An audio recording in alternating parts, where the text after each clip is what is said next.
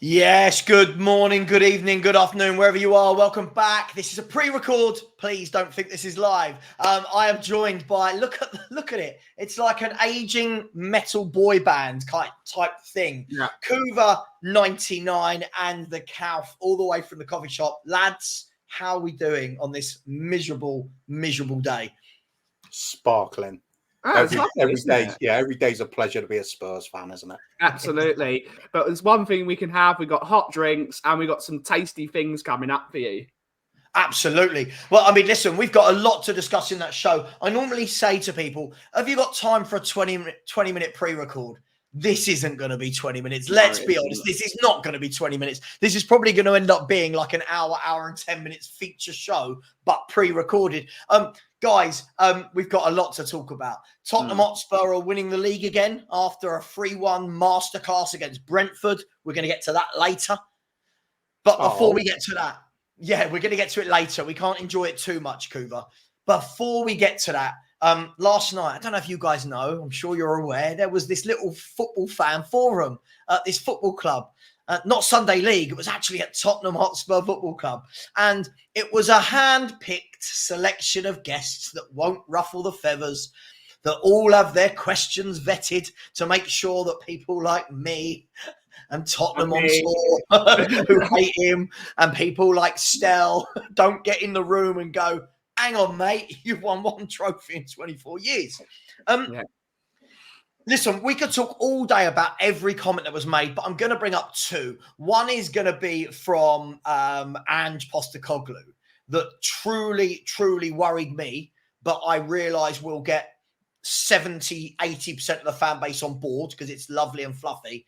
And the other comment is from our beloved leader, Daniel Levy. So we're going to talk about this. I also got to talk a little bit about, guys, I don't want to make you jealous. And Kuva, I know you know this. I have a full-time stalker. I do. I have a full-time stalker who lives in Australia. So I'm going to show you what my stalker's been sending me just to show you how batshit crazy football fans are. I didn't realise Bobby lived in Australia. Bobby's moved. Bobby, my stalker. No, this isn't a nice stalker. This isn't someone asking like for strands of my hair or asking me to fart in an envelope and send it to them. This is not that. Right, guys, before we move on, look. So on a serious note, Spurs Fan Forum last night, it's an opportunity, right, Ben? It's an opportunity for us, the fans of this club for decades to go along. We can meet Son and we can meet Ange and you can meet Levy and we can ask any question we want. Or is it, Ben? What's your understanding of the Tottenham Fan Forum and how this farcical forum works?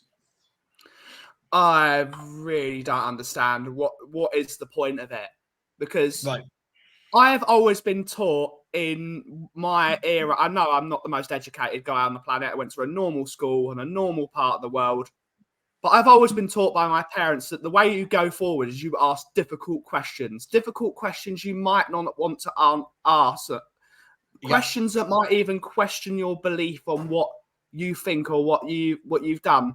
And then you put two and two together and you make you find a solution and then you can move forward because you've learned something. You think, oh, maybe I was doing something wrong. But by doing a forum like this, he is being told all the things he wants and just so he can do what Levy does best, which is going for another computer-generated or a diplomatically generated answer that's going to make everyone happy, and it doesn't answer any questions. It's going to be questions. He's already seen the questions, so he's already written the answers to them. Right. Being us and we're on YouTube, we get questions fired at us, and we've got to answer them on the fly. You've got to generate an answer with your own brain. That's what I think about these. They're brainless. They are computer-generated, nonsensical answers, and we want some real answers, and real answers really help things. Absolutely. I couldn't have put that better. You're very, very much more elegant than I am in my South London ways when I'm talking about football. But I mean, Kuva, Ben's spot on, right? We did this last year. We had the Football Fan Forum, and there was that really awkward moment. I don't know if you. Of course you've seen it. There was a really awkward moment where Daniel Levy says, "Look, we've got our Tottenham back." And it kind of goes quiet. And then there's this kind of kind of fake kerfuffle going on in the crowd. Since then, we've been absolutely rubbish, by the way. Away form, home form, any form, we've been poor. But we've got our Tottenham back. So they decided to do it again this year. Most of the same faces have been invited, Kuva. You won't see any of the hard-hitting questions being asked. Does it make the whole thing a bit of a sham when the questions are pre-screened and it's not real? It's not live and direct, as AJ Tracy would say. Yeah, it's just propaganda with the illusion of being the cross-section of fans, isn't it? That's all it is. Paint it the colour you want, slap a Spurs rosette on it, and there you go. It's a lovely package. Send that off. Everything's great. As Ben pointed out rightly, and as you yourself point out, if you're not asking questions about where we're going in the future, what direction of the club, things you generally need to know to have any belief in any project, if that's not coming up, what is the point in any of it? It's just a little bit of happy patting players on backs and have a few selfies taken with your favourite player. They might as well have just done that. Yeah. Might as well have had an open training session. Yeah, and just had Levy there shaking people's hands, right? That's what it is. I mean, look, when we look at it, right, and I'm going to get to the comments because I think that the two key men in all of this, I don't care what anyone says, the two key men are Daniel Levy and Ange Postecoglou. I know that sounds really obvious, but we can speak to all the backroom staff. Ange sorts out the team. Levy runs the football club. So let's get into a few things that have been said. And I want to remind you, because I know you guys are not really sure on your Spurs history. I just want to remind you of this in case you've forgotten. Tottenham have won one trophy in 24 years. Sorry if that shocks you. Yeah, 1 in 24. Really? Yeah. 1 in 24. 1 in 24, right? And I want you to remember that because here is our leader, our beloved leader, the Pied Piper of the Tottenham Rats. Here he is. And all of us are Tottenham Rats, by the way. Yeah. I'm not cussing anybody. Look at my beard. I'm a rat. Look at the stuff. If anyone knows the story of the Pied Piper, they'll get what I mean. Guys, here we go. Right, this has got to be the best and worst answer anyone has ever given to a question. Daniel Levy on his top 3 achievements as Tottenham Hotspur chairman. His answers, guys, and we'll go through these one by one in a minute, but his answers were a Champions League final that we lost. In 20 seconds. Right, 20 seconds. Opening a new stadium, so infrastructure. And this is my favourite. This wishy-washy, non-generic, very generic answer of the amazing players the club have had, right? The amazing players. Ben, would you like to start? Go at it from whatever angle you want. That's the 3 biggest achievements in quarter of a century. My mind is blown. Yeah. What do you think? I don't understand where he's coming from. Like, if he said the Carling Cup, get into a Champions League final, and then say getting into the top 4 for the first time, you'd be like, you know what? That makes sense, actually. That makes sense. You can see breaking the stalwart top 4, breaking into, because they at the beginning of the 2000s, as it were, breaking into that top 4 of Arsenal, Chelsea, Man United, and Liverpool was almost insurmountable. Yeah. They were so good. Breaking into that with Benoit Asuakoto and veteran Shaw Luca at the back. That was an amazing, and Aurelio Gomez in goal. That was an amazing achievement. Yeah. That is a bigger achievement than getting to the Champions League final, because we had some good players in that season, but we were terrible away from home that entire season. We were awful. Yeah. Getting to the final, papered over the cracks for the most point. It's just Levy doesn't care about trophies.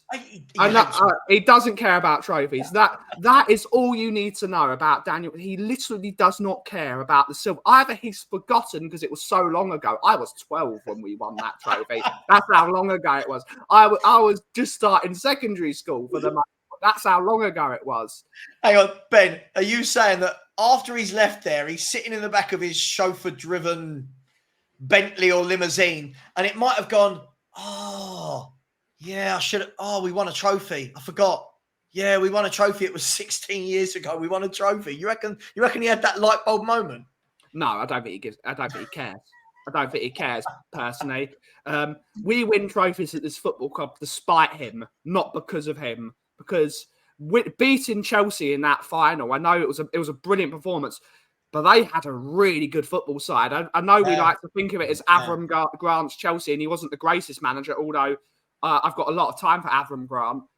That was a very good Chelsea side. John Terry, really Lampard, Drogba at the top. They had players like Malouda. They had some good players in that team. I believe Carvalho plays in that final as well.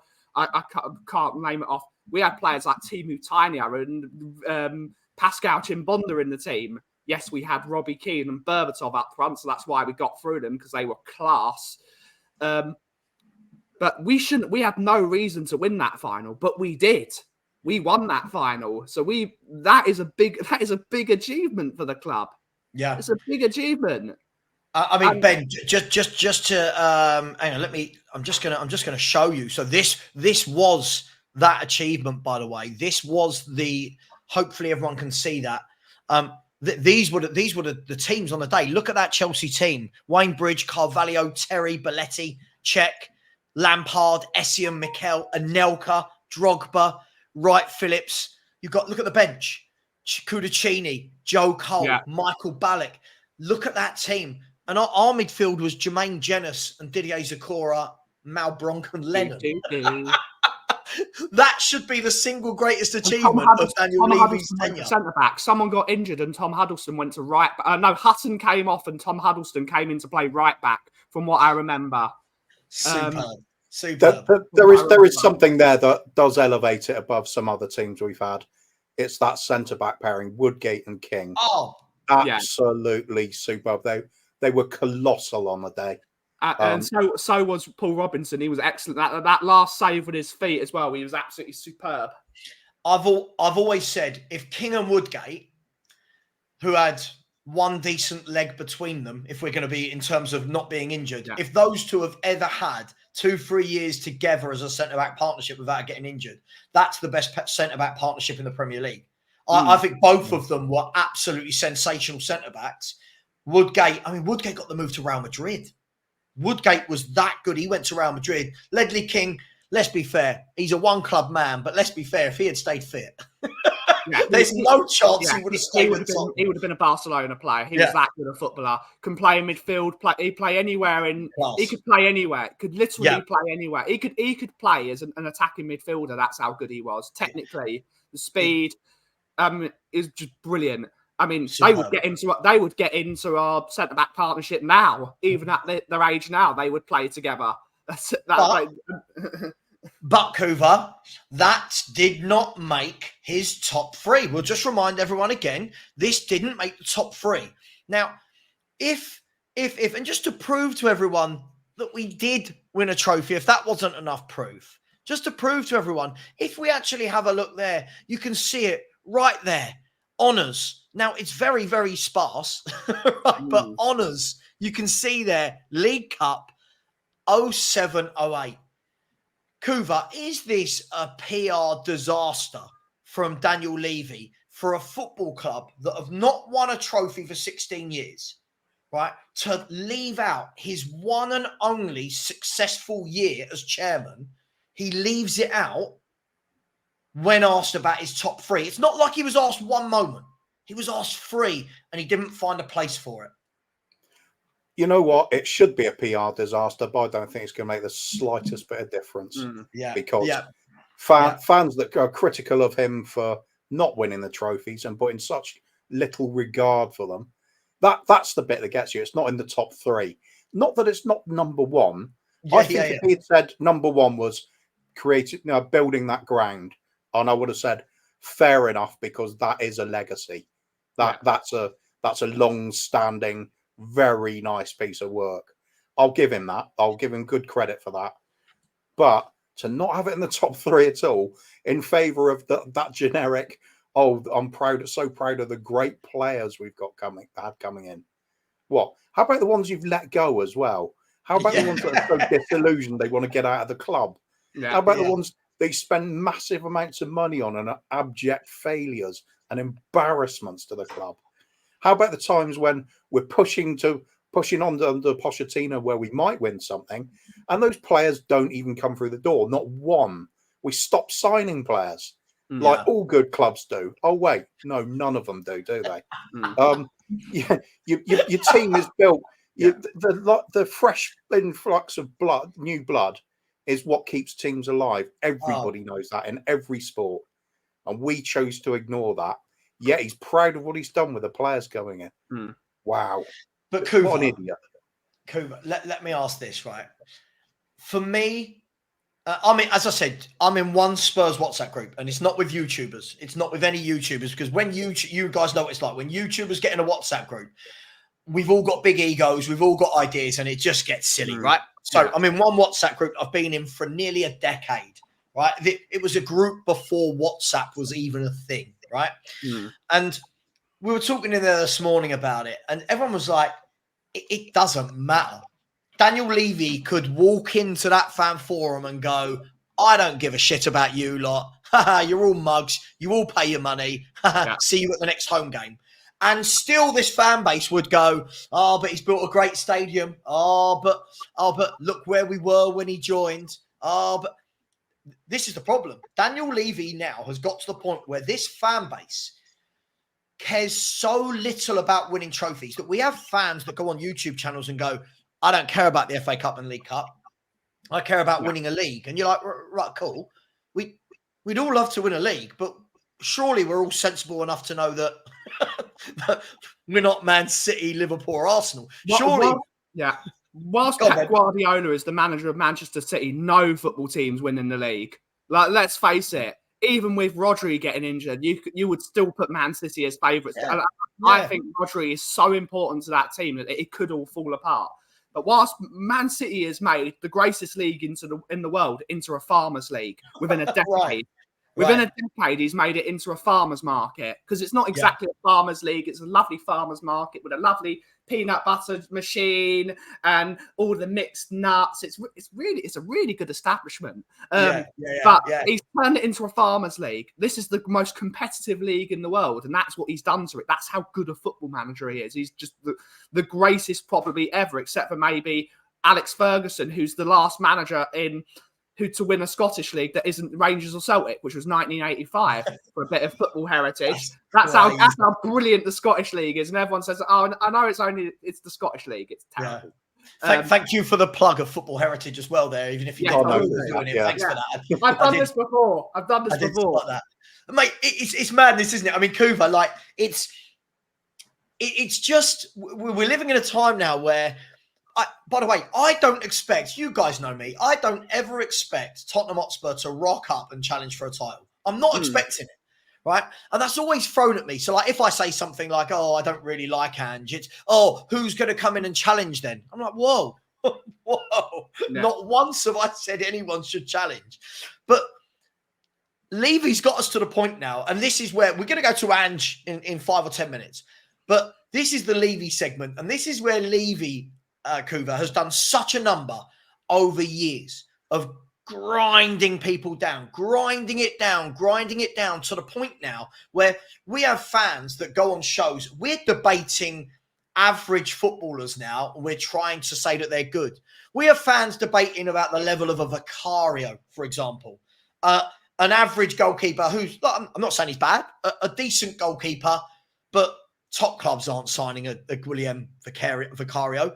But we have fans who will try and fight tooth and nail that these signings, these cheap average signings, are brilliant, because Daniel Levy's done that to us. Our standards aren't here anymore, Kuva. Our standards are so far down here. It's unbelievable. That's when you're on. That's even when you're just concentrating on the football side and the player abilities. Sure. What makes it even worse for me is it gets deflected away from that. We're now celebrating Groundsman of the Year, or all these concerts coming in. Look at the financial fair play, how well we're doing on that. We're now in a position to really dominate the transfer market because of our policies over the years. Yeah. Where's that happened then? It's not there. Yeah, you're right. You get people in all social media now, not only condoning what he does, they will actually fight the battles for him. It started a long time ago for me. Partly I'll blame Football Manager for this as well, but a lot of it's on the chairman too. The PR department. How often do you see people coming out with, hey, say Hugo Lloris. I love it when Hugo keeps a clean sheet. Since when do you celebrate clean sheets? It always used to be about celebrating goals and trophies. Now they celebrate XG, Kuva. They celebrate how good our XG is. Kuva, last night on Debate Savva, my new show, I've got somebody, big up to the lad that came on, but I've got someone telling me that XG basically is more important than the actual result of the game. It's like, don't worry about losing. As long as the XG is good, we know we're performing well. And you're like, when? That's right. Tell that to Burnley and Luton. And... Yeah. Don't worry that we got relegated. Our XG was super. Kuva, the other one was it's open. Only one stat there's only one stat that matters in a game of football, and that's the scoreline. It's the only stat that matters. The other one was the results. They're just open to interpretation. Yeah, the league table isn't open to interpretation. It literally decides your fate.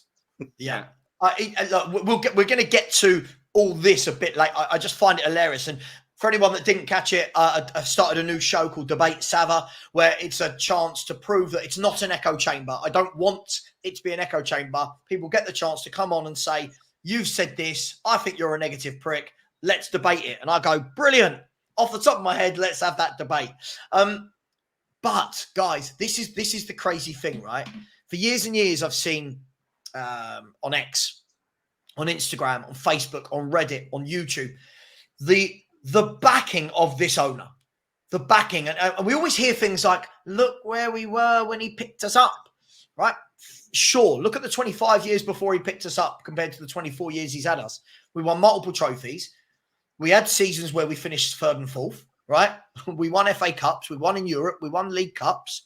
We had better players. I don't care what anyone says. As a whole, we had better footballers.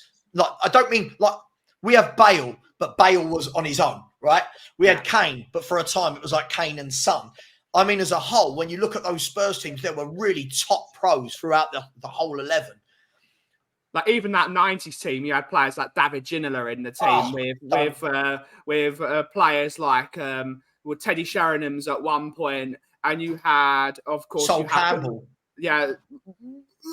But then you can remember the team with Hoddle and Waddle and Gascoigne and Mabbott and Perry Klinsmann.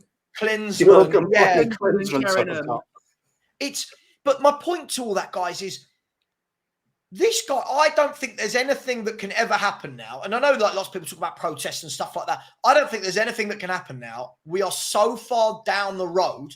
The can has been kicked so far down that road that I don't think there's anything that's ever going to change whilst these owners are here now. Okay, we might win a League Cup. But in terms of actually really going out, wanting to win, can either of you see anything really, truly changing?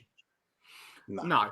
And I discussed this on Morning Brews with Dave this morning on our pre-record. I don't know when this video is coming out, but when was the last time that Tottenham really, like, we could be arrogant? Because Tottenham fans are arrogant. I think Tottenham fans are. We think we're going to win the league. But when was the last time Tottenham fans could be arrogant and back it up? We're going to go to you boys at the weekend and we're going to beat you, or we're going into a North London derby. We're gonna really make your life hell. That's been gone. I think that you could say Pochettino with the game we won 2-1 against them, and Lennon and Bale scored that game. That 2-1 win.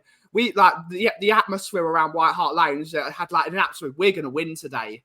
We know we're going to win, and there's nothing Arsenal can do. We're winning today. Whether we win it 2-0 or 5-4, we know we're winning today. We're coming away. We don't like people are celebrating beating Brentford and say, "Oh, we're back. We're back." Okay, we've beaten Brentford. as Thomas Frank said it. Thomas Frank said it himself. One stand at Tottenham is bigger than our entire stadium. We should be beating Brentford. Realistically, it's a masterclass, Ben. It's a masterclass in how to beat an injury-ravaged Brentford with 10 first-team injuries. It was a masterclass. Yeah. That's what we celebrate now, isn't it? That's what we celebrate. Okay. Great win. Let's put a run of games together. Let's win. Let's go and win 4 in a row. Let's win 4 in a row. But we're playing Manchester United this weekend. I honestly can't call. We're going to go and beat Man United away from. No, it's at home, isn't it? We're playing Manchester United. It's away. We've got a terrible record at Old Trafford. I don't think we're going to go away at Old Trafford and we're going to win 3 points. Honestly, we might be able to get a draw out of it because they're a bit inconsistent, Man United. But I can't bet. I wouldn't bet my house on it. Look, do you know what? We'll get to Man United and stuff in a bit. But Kuva, Ben is right. Like, this club now, and I think you just said it just now, we're starting to get to the point where Daniel Levy's got us celebrating nothingness. I don't think it's a word, Kuva. I'm going to own it, though, right? He's got us celebrating nothingness. Like, we're celebrating to the point where I saw a video come out of the weekend, right, that said, Ange Masterclass silences critics. And I think to myself, I've supported Spurs for 40 years, right? Kuva, you've got more years than me on this, right? So I think I'm fair to say, right? I've supported Spurs for 40 years. Beating Brentford at home or a team at that level used to be a par for the course. You rock up on the Saturday, you go, should we be winning today? Yeah, it's Luton at home. I'm just going back through the ages when I grew up. Yeah, it's Luton from Kenilworth Road at home. Yeah, it's Sheffield United from Bramall Lane at home. Yeah, we're going to win today. I don't ever remember there being huge fanfares. I don't ever remember people going, oh my God, this is it. We've clicked. It's a masterclass. It was 3 points. We've beaten a team. We move on. We're now at the stage, Kuva, where this is it. This is the game that changes us. This was the masterclass. Why can a win, Kuva, never be just a win? Why can a defeat never be a defeat? Why is everything under the microscope so much? It's a game based on emotion, isn't it? Enjoy the win, get carried away with it. I'm going to do it. I'm at the point now where I'm looking in the repair shed and the Ange train's just poking out now again.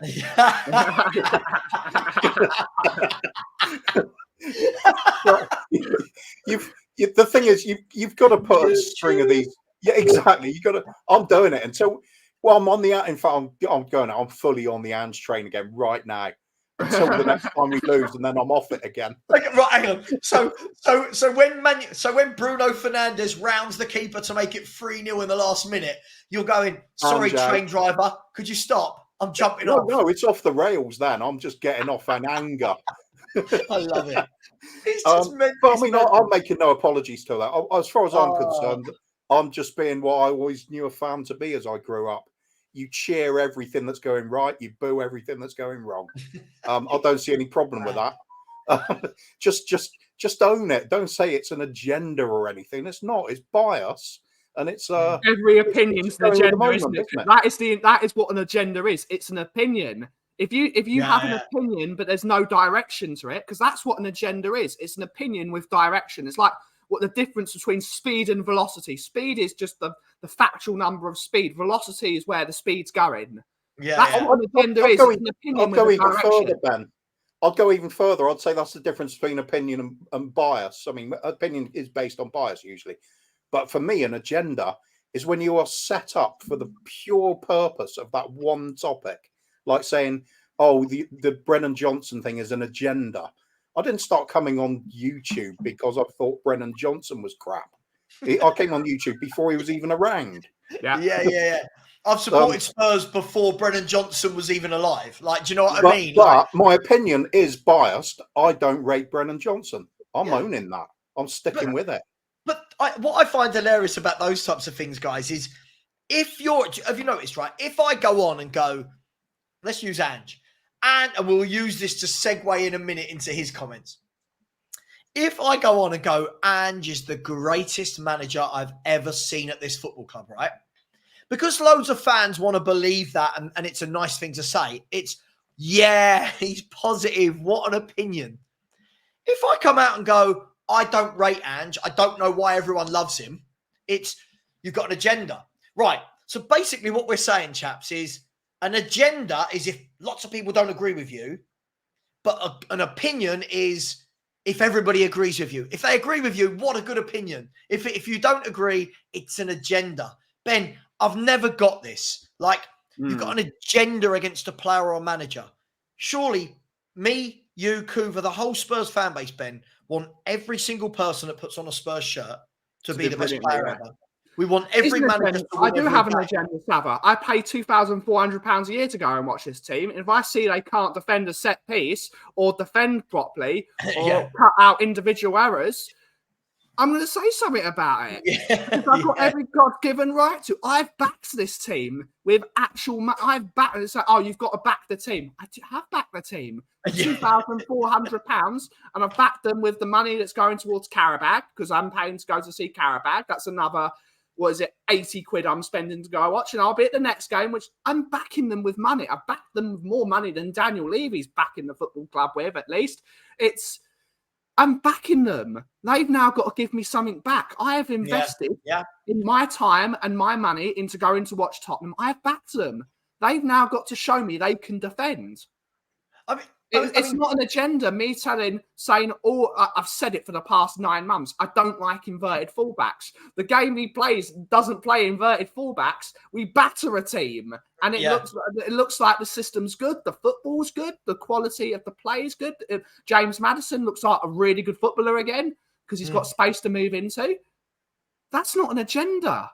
No. I get it. It is an agenda. I've got a right to have an agenda because I'm paying hard-earned money to watch them. You've got to have an opinion. I mean, Kuva, he's spot on. And I think the key thing here is, because we live in this world of the internet now where everything is here now and everything's very knee-jerk and reactionary.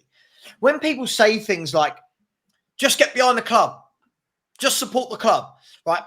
Basically, they're saying it doesn't matter what happens, just support it, right? Now, I support the club.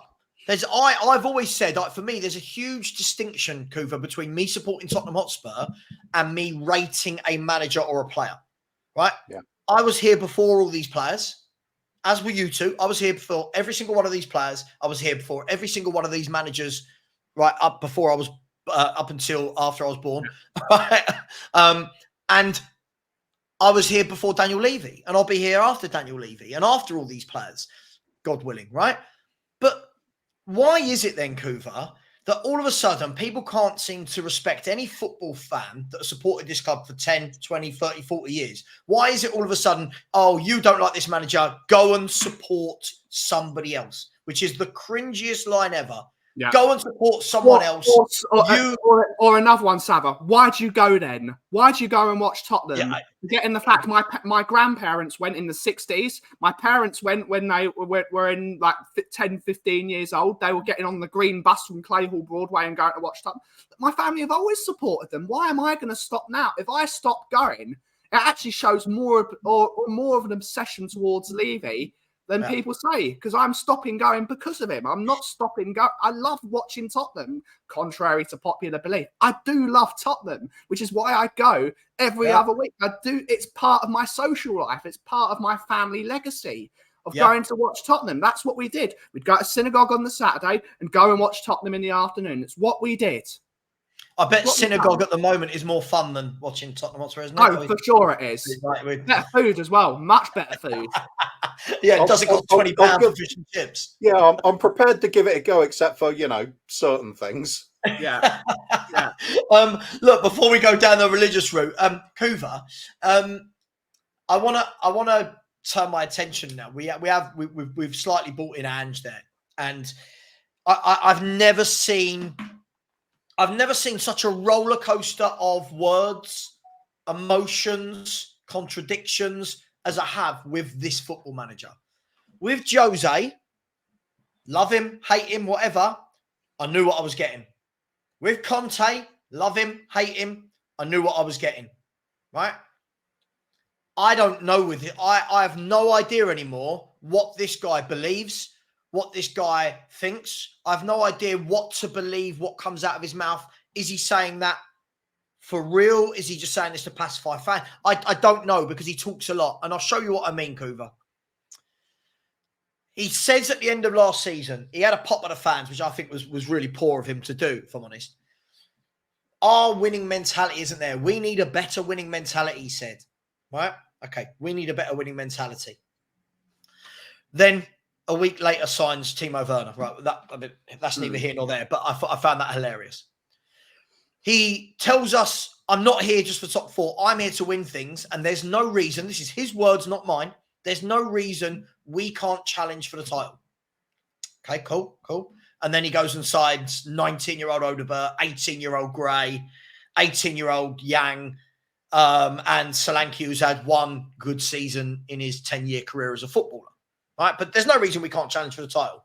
Then, this is mind-blowing. This is absolutely staggering to me. I don't know if you guys feel as much as I do about this. Last night, Ange, is it time to show some more pragmatism in games?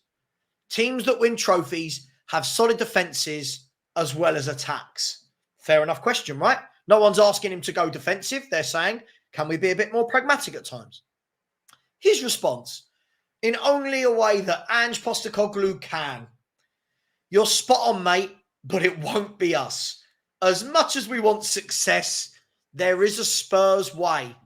I won't deviate from that. Kuva, I don't know where to begin at how shit and how low the winning mentality is in that answer. Break it down for me, mate. What do you make of it? Depends how you want to read into it, really, doesn't it? In some ways, I'm fully behind that, because I've always believed I want success with great football, and the two go together. People will argue for one or the other. Okay, fine, I have an opinion. But if the manager's coming out of that, I will get behind that. What I have the problem with is if he says that and fully believes it, and yet Daniel Levy has still employed him, and Daniel Levy's shown a track record of not going for a consistent sort of approach like that, and going for pragmatic managers one time, then going for the stylish, technically great sort of teams that are built by the likes of a Pochettino. Then you get a Conte. Then you go back. You get Hoddle to Santini to Yol to. It's just constant flip flopping more than I do with my opinions each week, and the two just do not go together hand in hand. If Ange came in and said that, I don't care that he said that. I'm encouraging it. The problem I've got is Levy in hiring him, if that's the case, because Levy is, without doubt for me, one of the biggest reasons we don't play the Spurs way. That's why it's been lost. What is that? What is the Spurs way? Spurs way. Spurs way for me, brought up on this kind of football.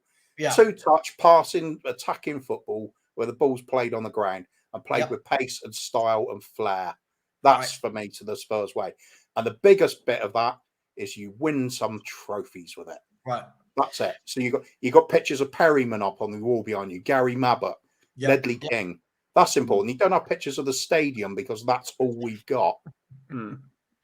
That's one that really annoys me. I don't blame the YouTubers for doing that who have got a picture of the stadium on there. My anger is that they haven't got the alternative of players like, even a Michael Dawson lifting a cup. Yeah, it's anybody. Yeah. No, I get it. I mean, Ben, look, when we look at that comments, I mean, for me, my biggest issue with this manager is he's a walking contradiction in everything he says. 1 week, we're winning, there's no reason we can't win a league title. The next week, we need 5 years for a plan. There it is. There's the delivery. And it just feels like it's a walking contradiction, Ben. And if we look at that again, where he says here, and bearing in mind, lots of people will say, oh, but you wanted an attacking manager. Ben, I want an attacking manager, but not a defenseless manager. Yeah, but all this person has asked is about some pragmatism in games. Man City have pragmatism in games. Yeah. Arsenal have pragmatism in games. Atletico Madrid win things. They have that balance of sometimes they're pragmatic, sometimes they go forward a lot. Real Madrid aren't an all-out, free-flowing, attacking football club. For whatever we think of them, they're not. They win everything. But our manager now is sitting there, Ben, going, no, not for us. Not for us. We're not going to be pragmatic. Does he believe this, Ben? Does he truly believe that? I'm not sure, Savva, to be honest, because they're asking me to have a winning mentality when I've only won one trophy. How am I supposed to have a winning mentality? Yeah. The winning mentality, people like Kuva have a winning mentality because he saw us win multiple cups. Yeah. People like my uncle saw us win the double when he was very, very young, but he saw us win the double. Yeah. That is, you have to win things to have a winning mentality, and we don't win anything. So how do you expect 29-year-olds like me to have a winning mentality? I've never seen it. But Ben, is it possible? Is it possible? Like, for me, it's the fact again that he's just dismissed it, right? Yeah. So he's acknowledging teams that win have a solid defensive base, but he said that won't be us.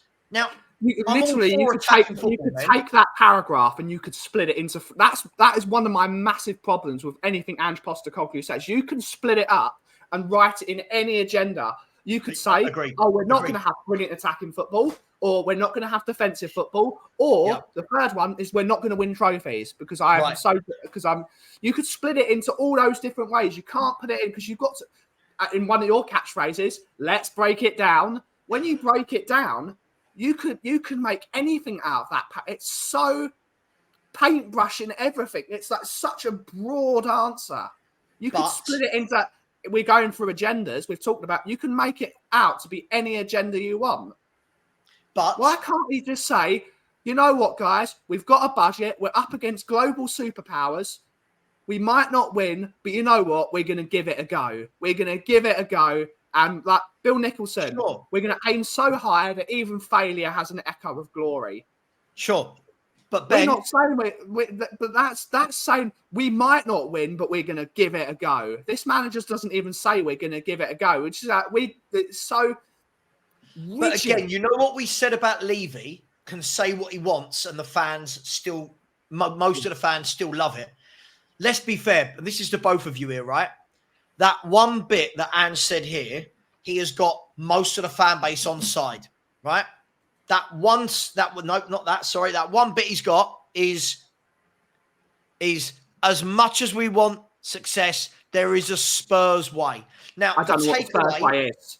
I don't know what the Spurs way is. For most fans now will be not that we've got a manager who has literally just said we're never going to have a defensive solid base, which is how you win titles. He's literally said we're going to do it the Spurs way. And that will be the two words that most fans take on, celebrate, run with it. And now, whenever we lose a game, what's the excuse going to be, Kuva? Yeah, but we're doing it the Spurs way.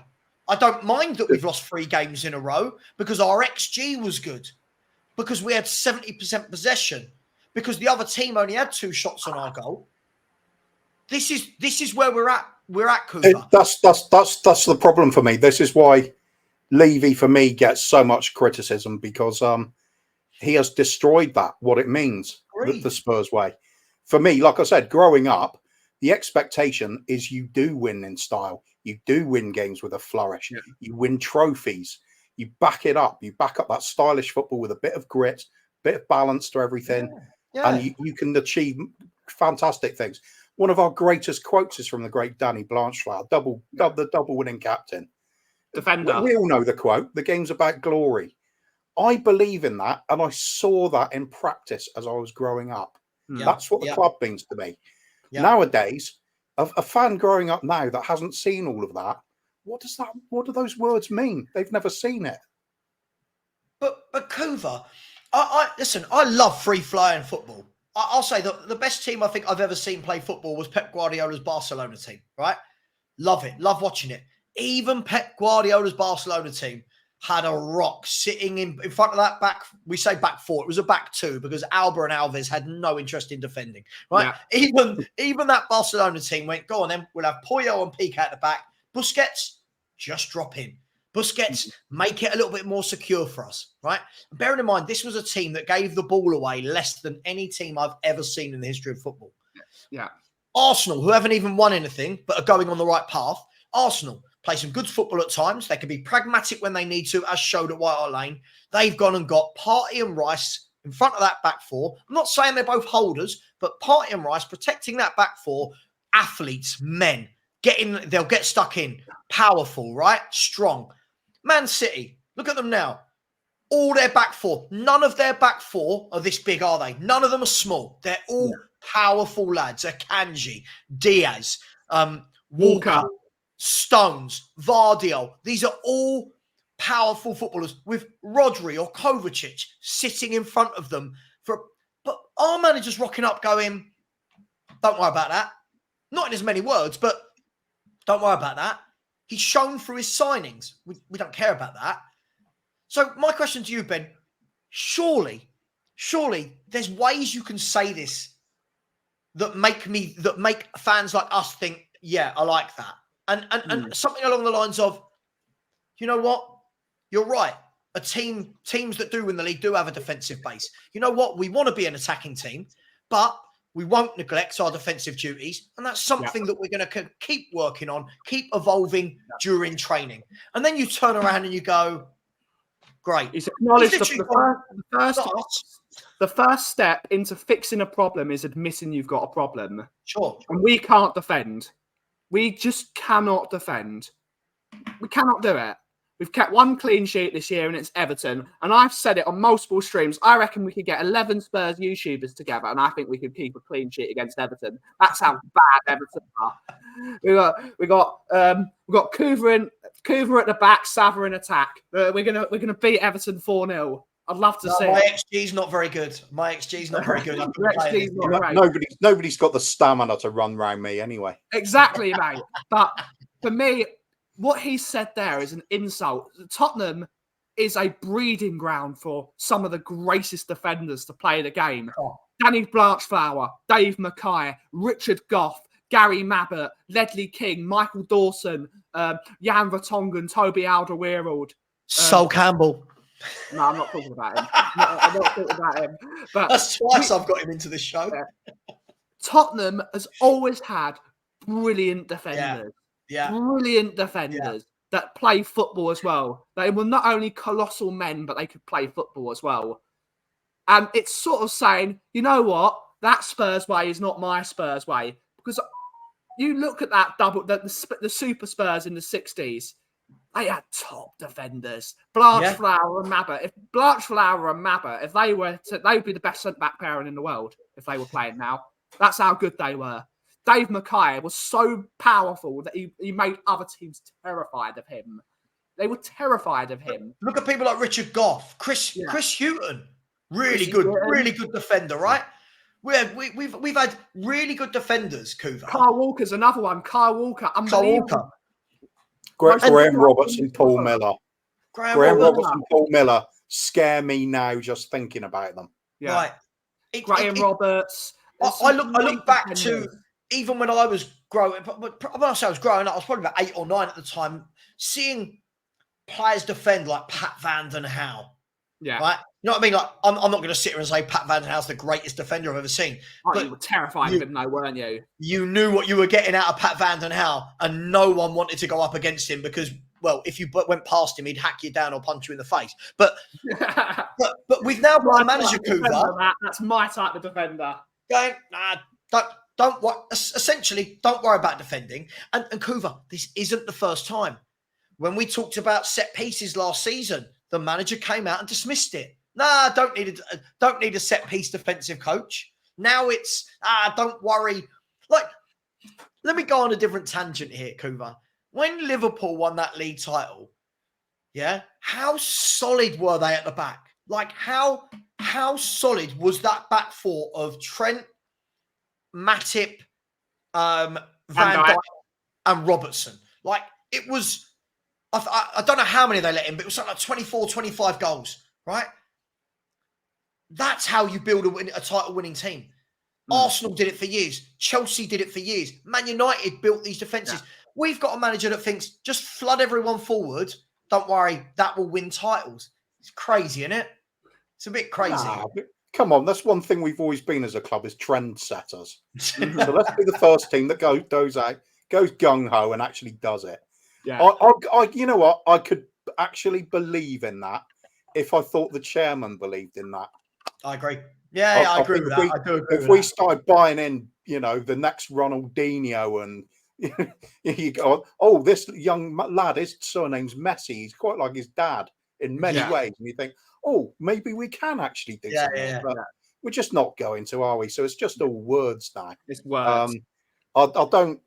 I think a good analogy for me would be, the Matrix, when Neo has he's just been plugged in and he's learnt kung fu, and he comes out of the zone and he goes, I know kung fu.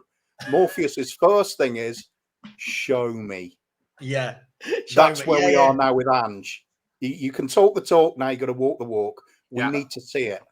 Well, look, let's move slightly away, guys, from the fan forum. Look, I just think it was hilarious. We've got one guy again talking. He's not mentioning winning at all. You got another guy who's mentioning winning, but says that more important than winning is the way we play. Okay, but surely there's a balance. I want to move on to before you move on, Savva, I've got to mention another team, Fabio Capello's Champions League winning AC Milan team that only conceded 2 goals in the entire tournament. Imagine a team only conceding 2 goals, and you're not losing if you only concede 2 goals and you've got that front line that he had. But Ben, it's boring though, isn't it, mate? Yeah, it's boring. Yeah. Let's bring it though. But before I go on to the next point, Ben, to use your point there, let's bring it back to something closer to home for Tottenham. Poch's team played some really good football. Yeah. And for that 1 year, I think it was definitely 1 year, maybe 2, had the best defence, I know, in the Premier League, possibly in Europe, for that 1 year. So this belief that you either go all that way or all this way, hang on, this guy got that balance. He had a bloody good defence that allowed the fullbacks to go forward. He had creativity in midfield plus the rocks that were Wanyama and Moussa Dembele. And he had scary attackers. Now it seems like if you say, oh, could you be a bit more pragmatic? People go, oh, but you want an attacking manager. What? Like the two can coexist together, right? You can have an attacking manager that goes, you know what, guys? Let's just take the sting out of this game for 5 minutes and not let them attack us. But moving on, Ben, let's move on, right? We've got to the stage now. And as I said, I did the show last night called Debate Savva, just plugging that again. And the consensus for many in the chat, people who are coming to debate me, is now it seems to be about, don't worry about the results. Don't worry about results. If we can see performances are good, that's more important. And what they're basing that off, Ben, is, I keep seeing this from people, let's take Newcastle and Arsenal defeats last year and let's base them next to Newcastle and Arsenal defeats this year. Now, first of all, Ben, I think that anyone that does that, I'm going to say it, is a loser. Looking at one defeat versus another to compare how much better we've got, for me, just screams of we're losers. Second of all, every game is different. So, for example, last year, Arsenal came out at us a bit more in the first half when they went 3-0 up. Yeah. This year, their game plan wasn't to come out at us. Their game plan was, hang on, we're missing a few players. Let Tottenham have the ball. We'll sit in. We'll hit them. Like even then, Savva, if Martinelli wasn't crap, and I'm going to say Martinelli's crap, if he had the brain to pass to Bukayo Saka twice in that first half, we would have been 2-0 down. It would have been game over. Of course. But my point with this, Ben, is we're getting to the stage now where even when we lose, right, and forget that it's Ange, this could be any manager. Yeah. Even when we lose 3 and 4 games, 6 in 10, whatever, we're at the stage now where fans are still going, no, but I trust this manager because the XG, because look how many shots we had. But again, you know one of my favourite sayings, Ben, when we break consistency. Consistent. If we're going to break this down consistently, you look at Leicester, you look at Newcastle, you look at the Arsenal game. We keep talking about all these chances we had. If you actually go back and watch, their keepers haven't really got anything to do. It's a lot of 20-yard snapshots from Sarr. It's a lot of shots blocked. It's a lot of getting into the area with loads of touches in their area, but no one really knowing what to do. are we in danger of becoming a bit of a meme here, Ben? In terms of we're praising everything but the results. It seems that way, doesn't it? Because I remember watching that Newcastle game, and Newcastle were awful. They were dreadful. Yeah, they were terrible. Like that's what they were really poor. And that's nothing on Newcastle. They've only got a few of their players back. Sandro Tonali didn't play for decades because of his betting violations, and you've got players that are injured. They don't have Sven Botman in their team because I believe Sven Botman they don't have their core team back because they've had really bad injuries. It's one of the things Tottenham fans love to forget, and it's look how many injuries we had last season, forgetting that Manchester United, Newcastle, Chelsea had double the injuries we had. They were poor. Arsenal, again, because they were missing their two most important players in that. You could say that the centre-backs are their most important players because they're a very good defensive team. But creatively, their most important players are Rice and Ødegaard because those are their set pieces. We were awful, but we were toothless. We never posed a threat in that game. No. That Newcastle game's another one. We could have played the entire game and we wouldn't have scored. The only goal we scored was an own goal. They scored a goal for us. Yeah. But this has become more important to people, Kuva. This now seems to be the thing. So, for example, yesterday, I had people in my chat saying, oh, well, Eddie Howe's a dead man walking with how bad Newcastle are doing, right? Let that sink in, right? They're praising Ange. Everything's great at Ange. But Eddie Howe is a dead man walking. Don't know if you can see that table there. Look at Newcastle. I'm not saying they're amazing, but Newcastle, who have won 3 of their games, drawn 1 and lost 1, he's a dead man walking. But Ange, this guy's going to take us to the promised land. We're below them. I know it's early. I'm not saying that they'll definitely finish above us, whatever.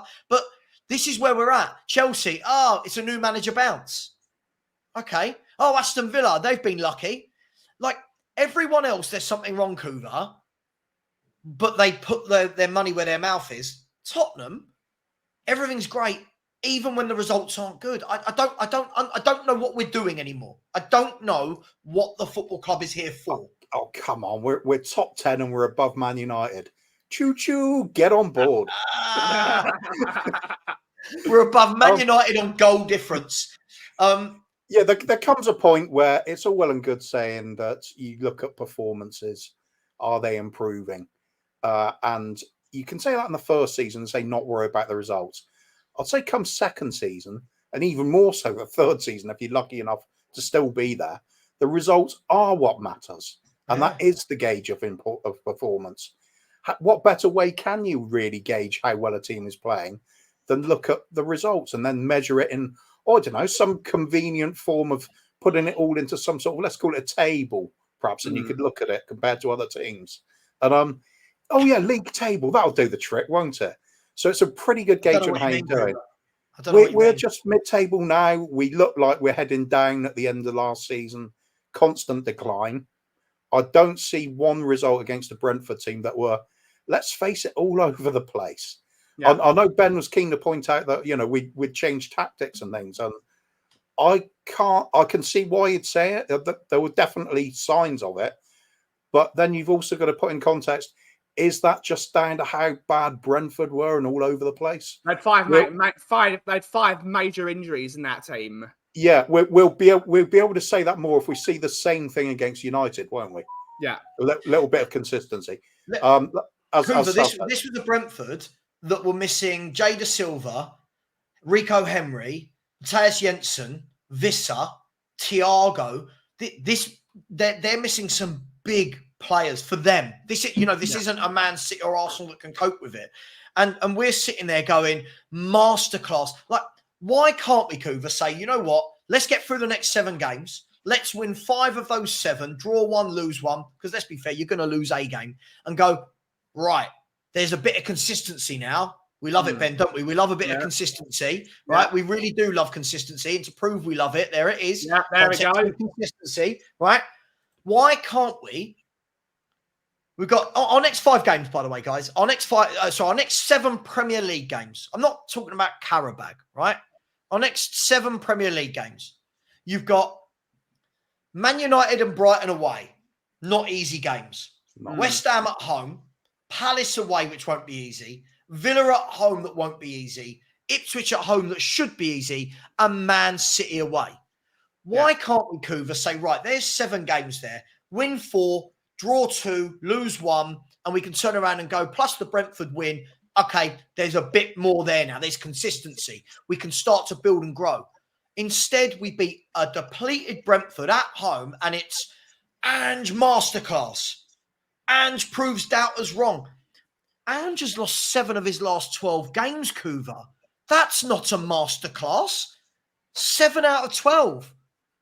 That's... Yeah, but on the other hand, la la la la la la la. yeah.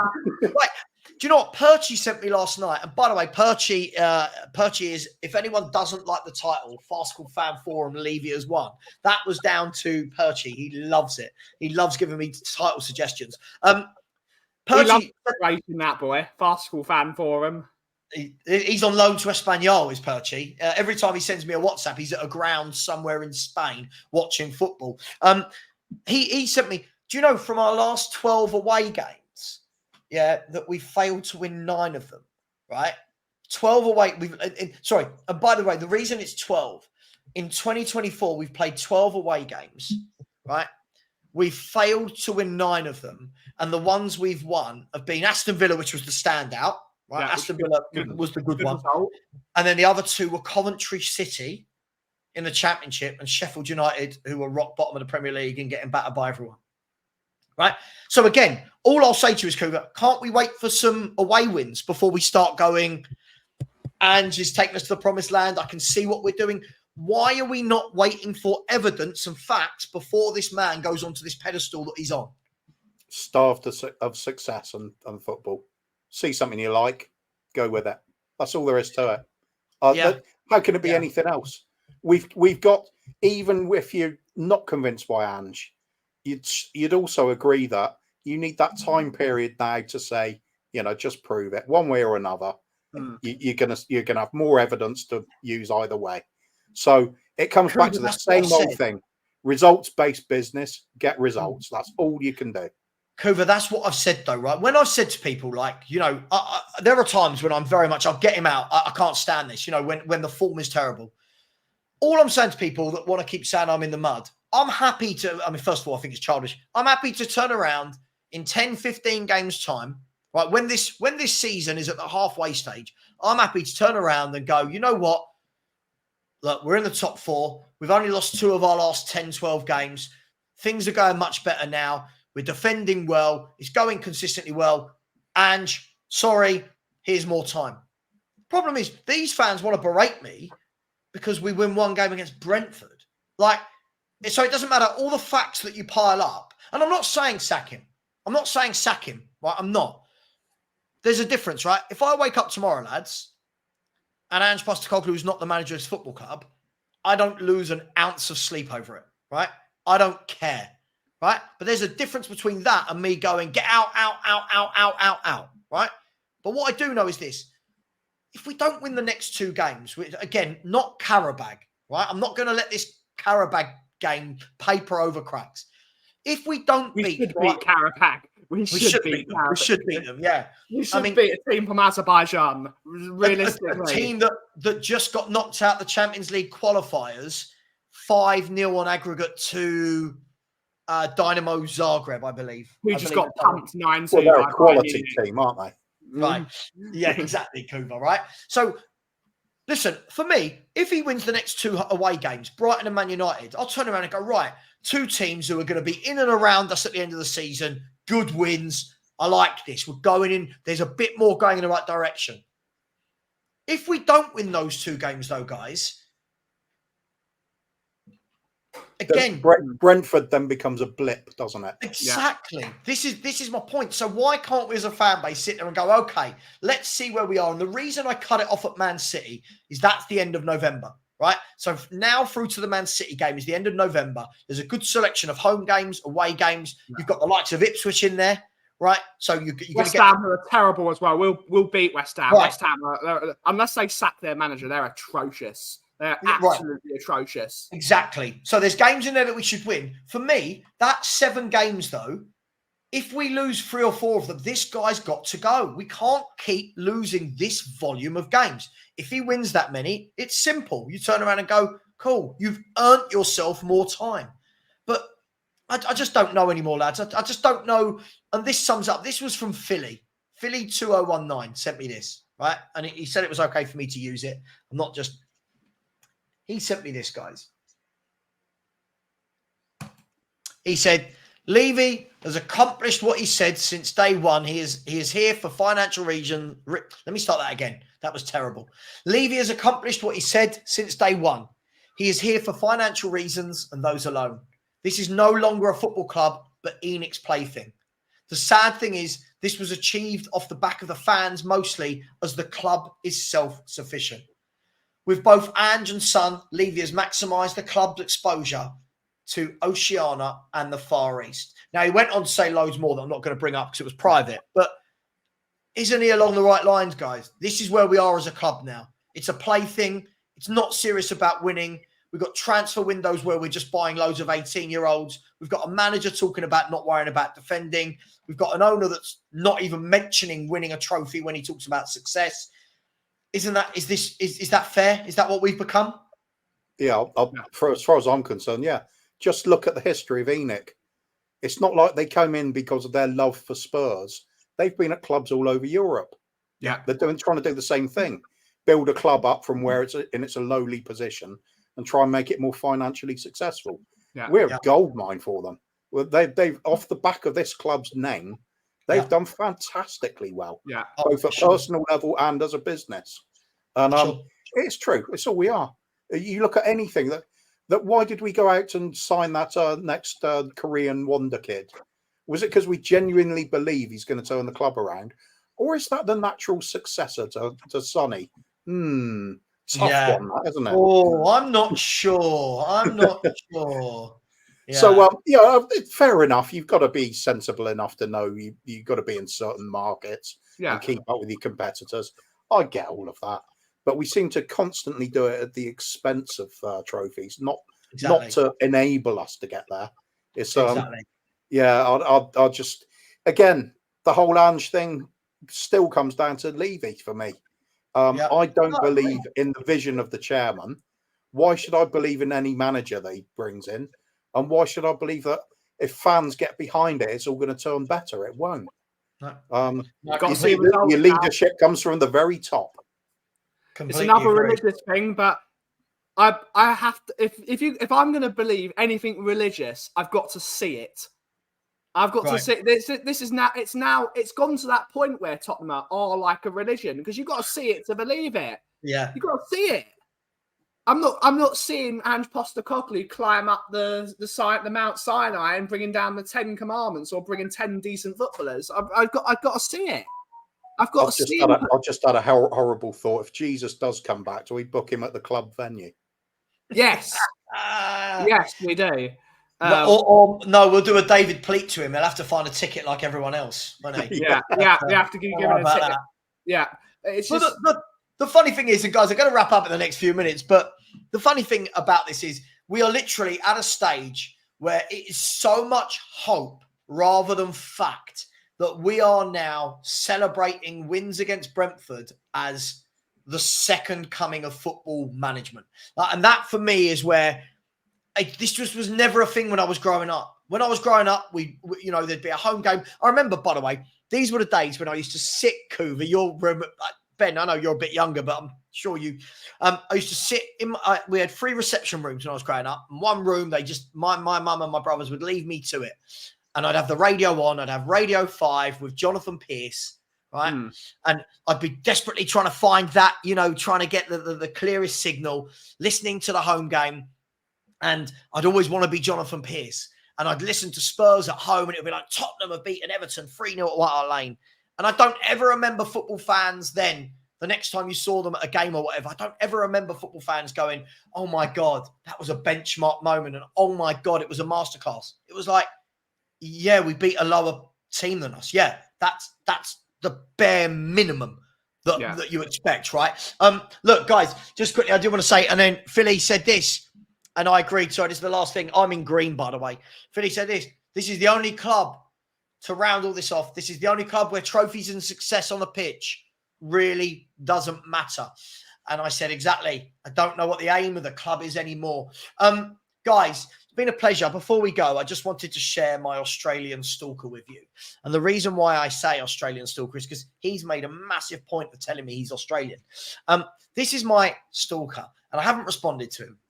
This is I want you to all meet you've got another one? Yeah, I've got loads, mate. I've got loads. I'm surprised that at night, my front door isn't kicked in, right? Wade Bowerman. Frank, mate. They're afraid of Frank.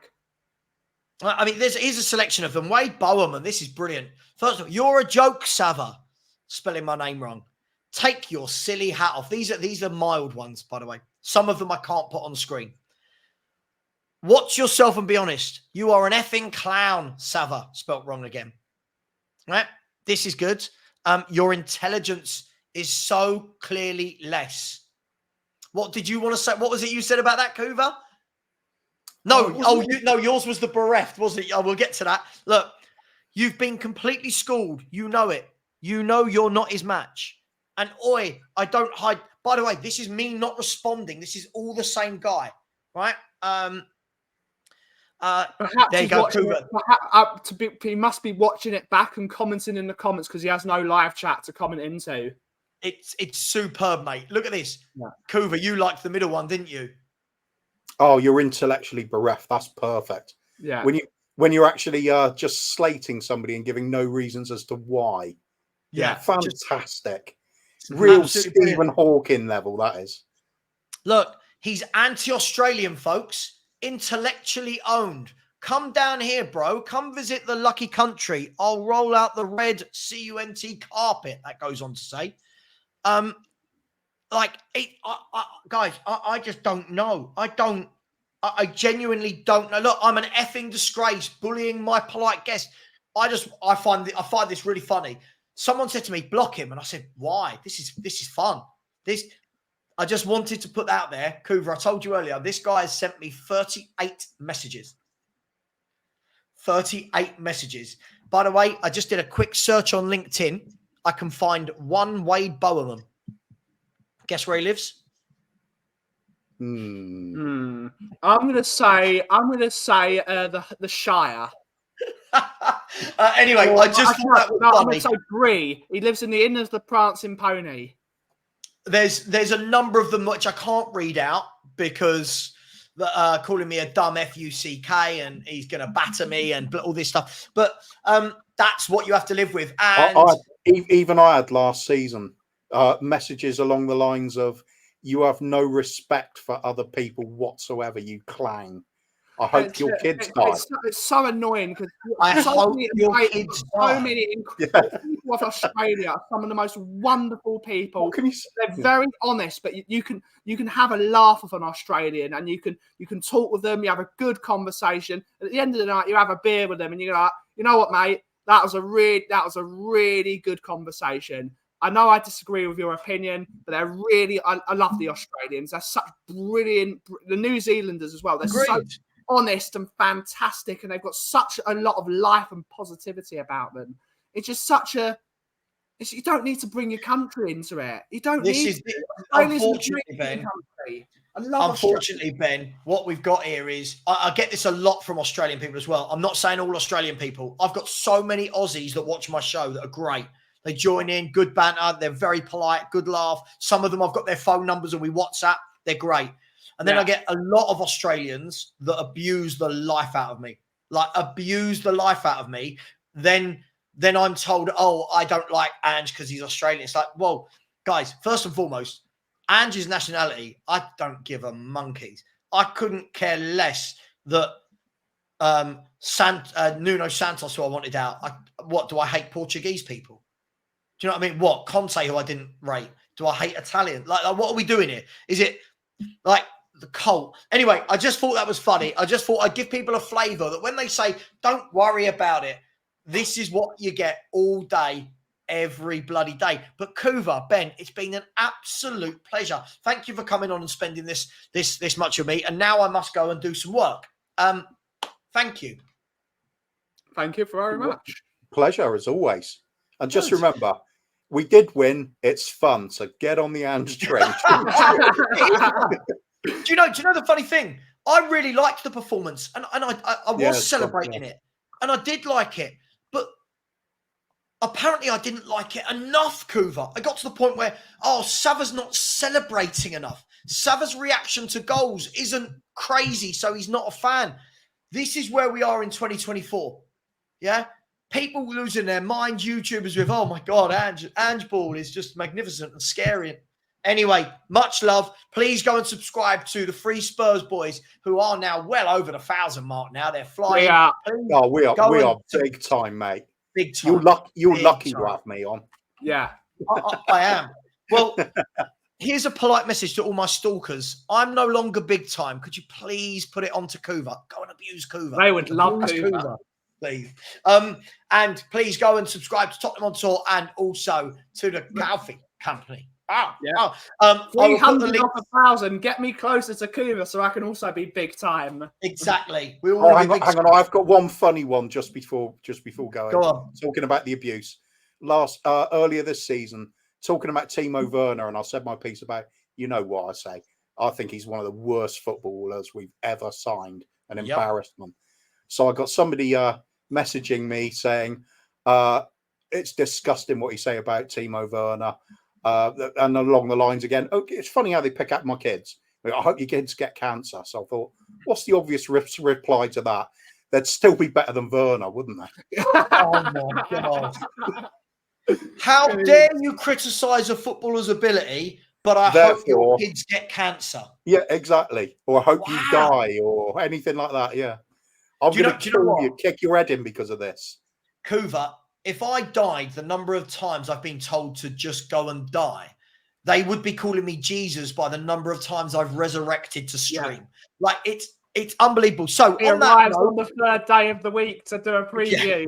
Yeah. I'll be like a Craig David song. You know, he died on Monday, he rose on Tuesday, died again on Wednesday. Right, I'm off to die by whatever has been poisoned onto me by all these people out there. Big up to you. On a serious note, I'll put the link to these two chaps into the comment section. Please please subscribe to everybody. Please, in the chat, just talk football. That's all we've got to do is talk football. Yeah. If you agree, you disagree, talk football. Leave people's kids out of it. Leave their families out of it. And as always, Levy out. And come on, you Spurs.